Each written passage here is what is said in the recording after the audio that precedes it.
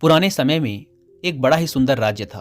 उस राज्य का राजा बड़ा ही उदार, धर्मात्मा और प्रजा को प्रेम करने वाला था। वह अपनी प्रजा के सुखों के लिए एक से बढ़कर एक सुंदर राज्य व्यवस्थाएं करवाता और उनकी सुरक्षा के लिए कड़े से कड़े कानून बनाता।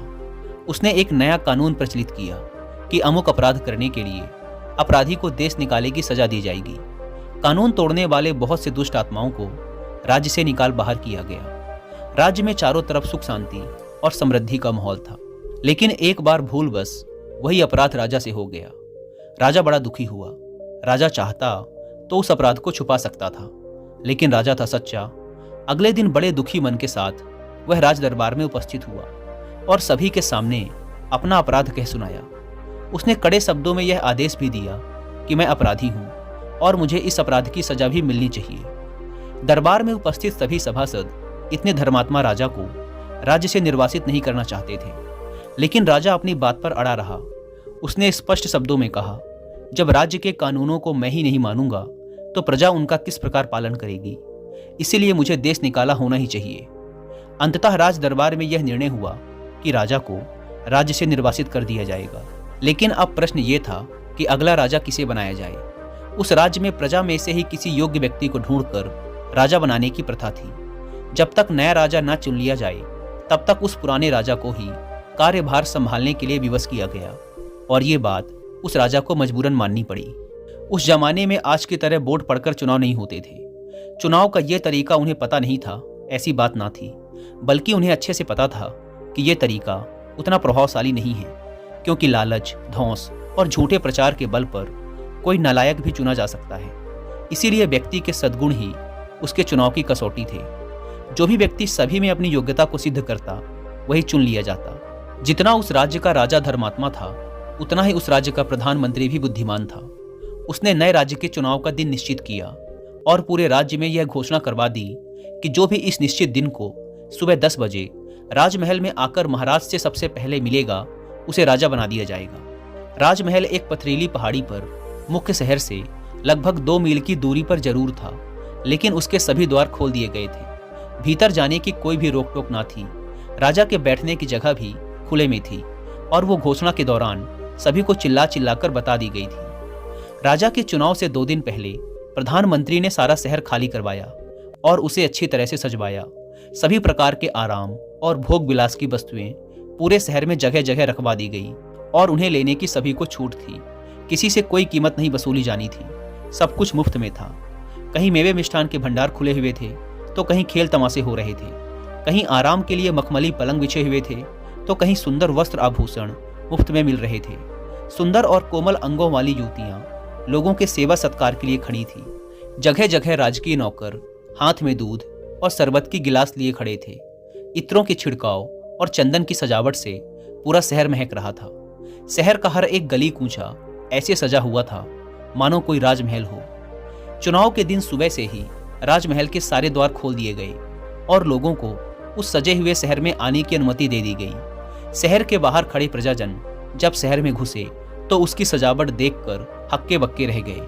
मुफ्त के शरबत और दूध हर कोई पीने लगा। किसी ने मिठाई की दुकान पर आसन जमाया तो कोई सिनेमा देखने जा बैठा। कुछ मुफ्त के गहने और कपड़े पसंद करने लगे तो कोई सुंदरियों के गले में हाथ डालकर नाचने लगा। सभी लोग अपनी अपनी रुचि के अनुसार सुख सामग्री का उपभोग करने लगे। 2 दिन पहले ही सभी प्रजाजनों को मुनादी करके ये बता दिया गया था कि राजा से मिलने का सही समय ठीक 10 बजे का है। इसके बाद पहुंचने वाले को राज्य का अधिकारी नहीं माना जाएगा। शहर की सजावट और सुख सामग्री का मेला सिर्फ कुछ ही समय का है। एक नियत समय के पश्चात इसे हटा दिया जाएगा।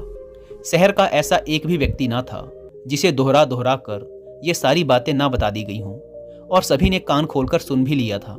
लेकिन शहर की सजावट और मुफ्त की सुख सामग्री ने सभी का मन ललचा लिया था। किसी का भी उन्हें छोड़ने का मन नहीं कर रहा था। राज मिलने की बात को लोग उपेक्षा की दृष्टि से देखने लगे।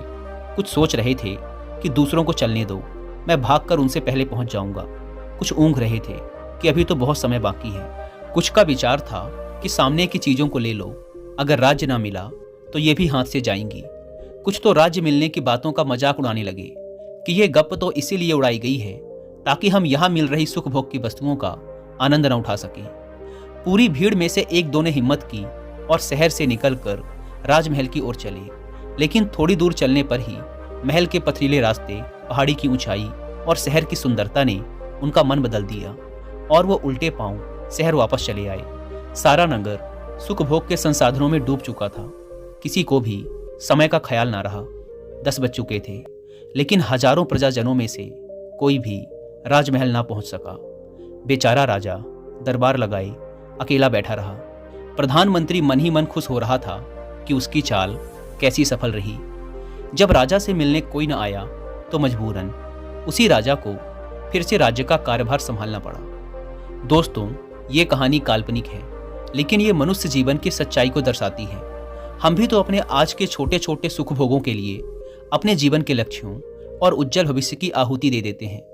हम में से किसे नहीं पता कि हमारे पास लक्ष्य प्राप्ति का समय सीमित है, लेकिन हम फिर भी इसे अपने झूठे सुखों के लिए बर्बाद करते रहते हैं और समय हाथ से निकल जाता है।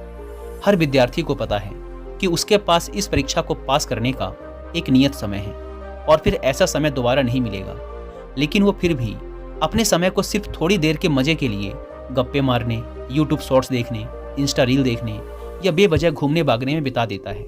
उसे लगता है कि दूसरों को पढ़ने दो, मैं आखिरी के कुछ दिनों में ज़्यादा मेहनत करके रात रात भर जाग के सबको पीछे छोड़ दूंगा।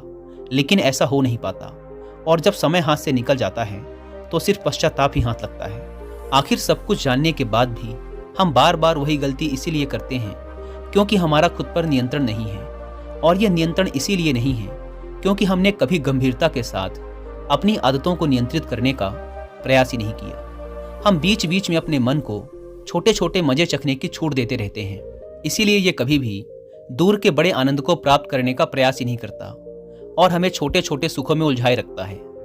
हर काम के लिए समय सीमित है क्योंकि जीवन कभी भी खत्म हो सकता है, लेकिन हम में से कितने लोग हैं जो इस घोषणा को याद रखकर झूठे सुखों में नहीं डूबे रहते और अपना हर दायित्व समय पर पूरा करते हैं।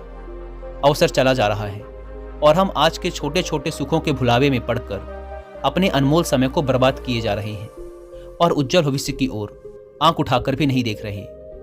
हमारे इस व्यवहार को देखकर प्रधानमंत्री शैतान मन ही मन खुश हो रहा है कि मेरी चाल कैसी सफल हो रही है।